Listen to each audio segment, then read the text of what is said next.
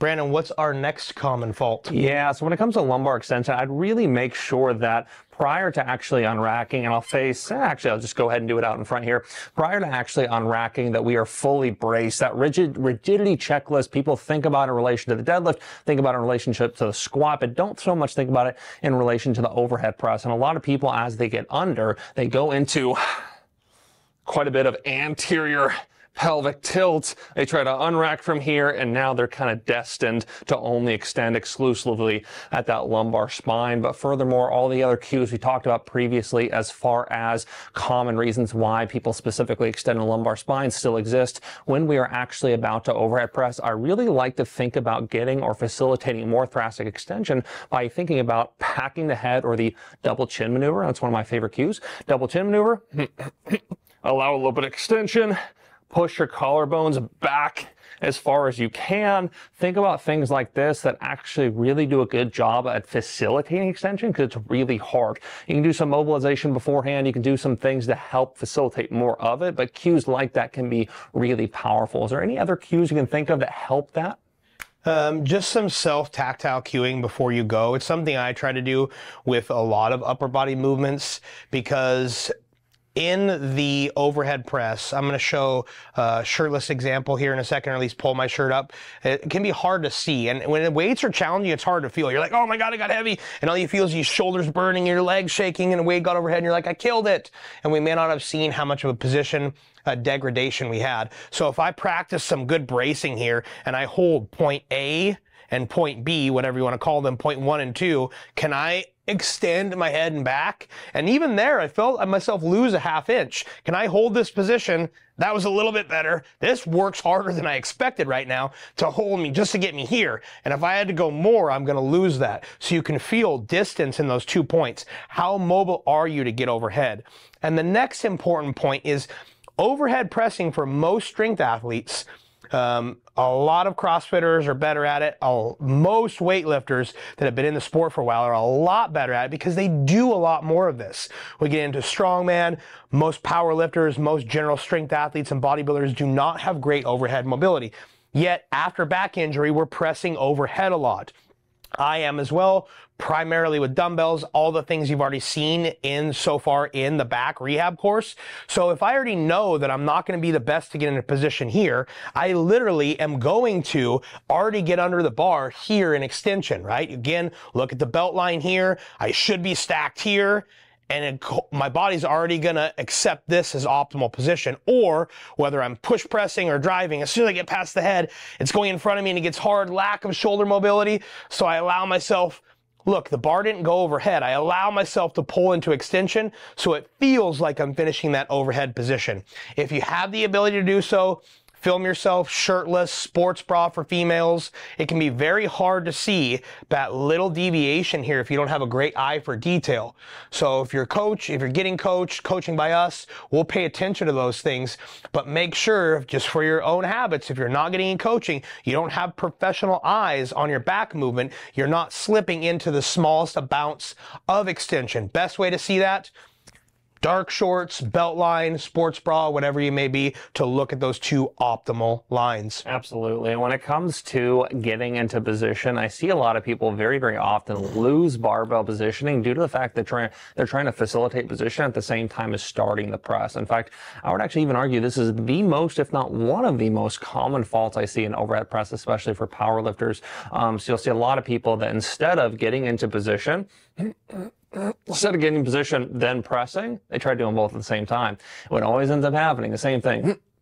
Barbell goes away from them. Every single time the barbell drifts away, it drifts away from them, they have to get back under it. It ends up being a bit of a shit show from there. So just take things step by step. We'll cover this in the cadence of cues, but make sure that we get all the positional cues and all the positional changes we want to make, create rigidity, and then press separately. Don't try to do them at the same time. If you do, you may end up tossing that barbell in front of you. It ends up being a lot harder from there. Yeah, and actually, I didn't think about it until now. I've seen so many athletes go to finish a heavy lift that in, weightlifting or CrossFit world, have bumper plates on should have bailed and walked away from it. A little bit different if you're in a commercial gym or your own garage gym and you're lifting with metal plates, maybe don't want to drop those. Remember safety of your back first. Maybe make sure you're using bumper plates or you're in a place that is safe, no children, no pets around. In case something does get away from you after injury, you can escape safely. And please practice that because it is a learned habit. But what I'm talking about, seeing that athletes who try to push and pack at the same time and it goes here and they get to about here and they're like, oh crap, and they take the step or steps and they save it. And a lot of times that first step is similar to what we'll see in a jerk gone wrong, where I jerk into extension to recover it, step into extension to save it, because now it's more stacked over my body. But if I put my feet together, kept this here and tighten up my torso, this is definitely not over my body, right? I didn't have the ability to get into that position, so my lumbar spine took the brunt of it. That probably should have been a bail. I'm gonna pull shirt off so we can see scapular elevation a little bit different. Okay, so shirt off so you can see clear scapular elevation. A lot of people will shrug up, and it's a little bit different if we're coming from a front rack position. We pop and catch, and we're from here in a jerk. In a jerk, I'm driving from this high position to get the bar to a certain height so I can drive underneath it. Then ideally, scapula would be seated in the correct position. That's a technique a lot of weightlifters use. It's pretty advanced. It's the only time you should ever start in this elevation for a specific technique reason for the sport. If I turn around here, and Brandon can highlight this on my shoulders, if I start scapula elevated versus scapula neutral, neutral scapula, you should see my shoulder blade wing out as I press overhead and come into upward rotation and some elevation. Some elevation here is fine. Notice I'm not finishing here. That leaves this vulnerable and unstable, which leaves this vulnerable and unstable. I can't press all the way overhead with maximum depression of the scapula because I'll jam my shoulder up and it'll lock up. Naturally, scapula has to rotate up and out. It has to come to some elevation. Well, the problem we see, people get over tight. I'm going to be nice to my shoulder. I'm not going to do it here, but they get in this position. Similar as a fault in a high bar back squat. Oh, this feels so tight and so good. It's probably loose here though. And when I come here and I go to press, I'm going to run in to my own shoulder. The scapula, or the joint, sorry, that glenohumeral cavity, my shoulder joint, that ball and socket, is going to hit impingement early. And the only way for me to continue overhead here is to come into massive extension. Not only is it risking the low back, but boy, is it going to play a number on your shoulder, and it's going to suck. The fix, obviously, make sure you don't start here. Start in good scapular depression, just like you would in your squat. Get under the bar, as Brandon showed. Maintain that until you initiate the press, then let the scapula flow freely. And the last fault that I want to cover before moving on to our cadence of cues is going to be along that same vein he just talked about. I want to talk about one more example that's very common that causes or contributes towards elevation of the scapula or just a loss in position. And that's individuals chasing range of motion or just having poor bar placement on their chest or in their start position. This is actually really common, where somebody will get to the top, they're coming down, and instead of keeping that barbell nice and close, the cue I like to use is so close to your face is practically touching your nose on the way down, touch your nose on the way up.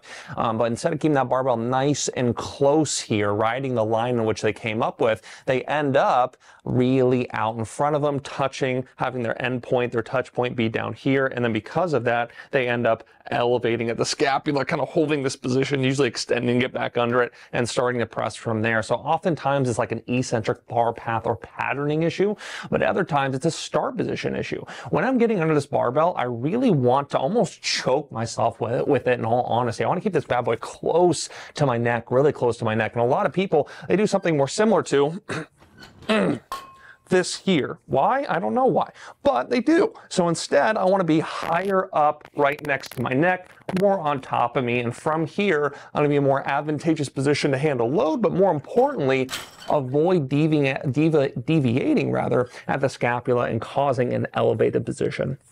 All right, since we just showed you the performance points, how to press better, whether you're seated, you're overhead, push press, snatch, balance, snatch, drop, jerk, split jerks, all these different things that are very unique but very similar in this area. And then we walked you through what not to do as a reminder. Now let's show you how to set up ideally with the same or similar cadence of cues you're going to learn in the bench press, and you've already learned squat, and you'll soon to see in the deadlift as well. First, I hope you're already thinking it because you've learned it once or twice by now. Yes, you guessed it. Alignment checklist. We haven't talked about it before, but even this little thing. Make sure your bar's loaded evenly, the plates are slid in, the barbell's straight in the rack, all those things. Take a minute. You'll thank yourself in the future. Maybe even find a misload that you did like I did the other day on accident. Then Brandon's going to look left, right, his hands. He's going to walk up to the bar. He's going to make sure that grip that he showed, feet are underneath the bar. He's stacked as he starts to get himself in position. Barbell valley is set. You can see elbows directly under the barbell. Some of you may be unracking from a front squat position as a CrossFitter or weightlifter. That's definitely okay if your hand's way up here and you're already in your front rack position for other things you're going to do. Nothing else should be any different to this point in time. Now we start to get to create rigidity. There'll be that brace set here, some air into that brace. Now, unlike the deadlift and much like the squat, that is set up here because we're about to stand tall and all the load is going to go down the spine. So once we checked off rigidity there, and that does include grip and lats on this, as Brandon said earlier, we stand tall, give you a break there, get to position, and then yes, it should be a 3-step walkout. Step hold. Step hold. Some of you are done there. If you need width, 1 foot goes wider. From here, we need to root our feet, just like our squat. We can reinforce this entire checklist. Is my brace set optimally? Do I need more air? Wrists, lats, elbows. If everything is checked off, execute. Boom. And you can see right before Brandon 2-step, just like we showed, extension and pack, then press. Notice the pauses in that. Same with our squat walkout. True with the overhead walkout. Step, hold. Step, hold. Don't move and step if you're still doing the hula hoop. Step, hold. Brandon showed very clear. Pack, extend, brace was maintained, execute, press, overhead. These things are done very easy if you maintain position. Same is true in every setup we do. The position and the walkout, all those things should be, unless it's a 1-rep max, should probably be as hard or harder than the actual lift. Maintain position. I always say start in position, maintain position, and finish in position. Then the lift is relatively easy. Anything to add to setup there before we walk through it again? No, I think that's about it. Let's go ahead and get it one more time. Cool. So alignment's already checked off. We look left, we look right. Everything's straight. We're going to grip in good alignment. We'll step up to the bar to make sure we're in good position here. Now it's body position. Is this canister stacked correctly? Is he going to dip underneath and stack this correctly? Barbell valleys there. Tension is starting to be created. We brace. We breathe into that brace. This is already engaged. Stand tall. Squat walkout, 3 steps, 2 if you need it. We'll root here. We'll reinforce all of this. We're going to extend, head back, execute press. And whether it's 1 rep or 20 reps, we're good to go. Much like the squat, please remember when you're bringing down your last rep and you're fatigued, do not go, exhale and step into the rack. You're under axial load. You're under load from top down on your spine. Your discs are under load. Bring down, boop, boop, maintain brace, drop onto the pins or the J-clips. Once tension's off the bar, then you can release that brace. Anything to add before we close out overhead press? Nope, I think that about covers it.